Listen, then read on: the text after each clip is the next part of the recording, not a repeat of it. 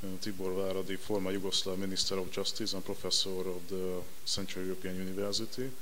Welcome. Thank you for joining us. Thank you. I would like to ask you to give a summarize about your presentation. Well, this may not be an easy summary, but let me try.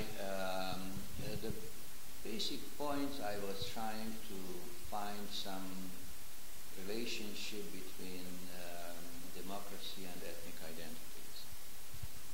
And one is usually having the perception that democracy means a one-man, one-vote situation.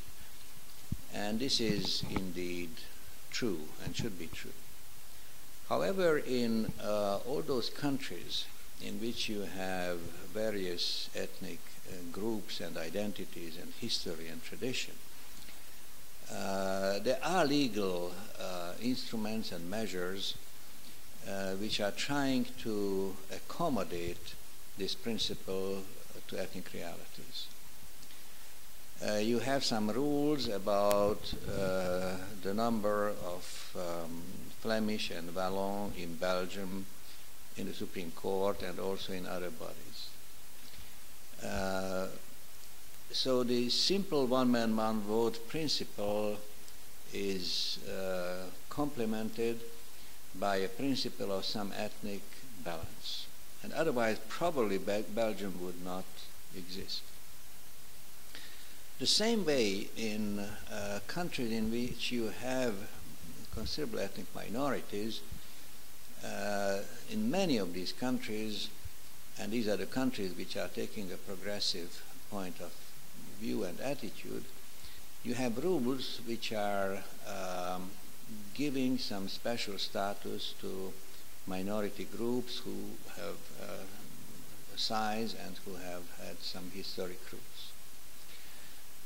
Also, when we are talking about minorities and ethnic groups, the perception of equality gains an added dimension.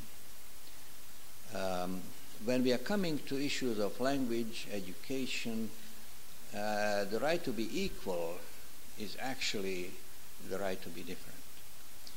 If you belong to an ethnic minority in Sweden or in Finland, if you are a Swede, then the right to be equal for a Swede in Finland is not to speak the majority Finnish, but to have a right to Swedish and have schools in Swedish.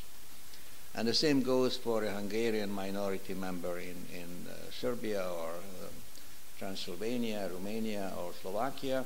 The right to be equal is not the right to have schools in Slovak or in Romanian or Serbian, but in Hungarian. And likewise, for a Serb in Hungary, the right to be equal is to have a Serbian school. So in a multi-ethnic setting, we have somehow to modify and to give another dimension to the notion and concept of equality, and the right to be equal actually in a cultural and educational field means the right to be different.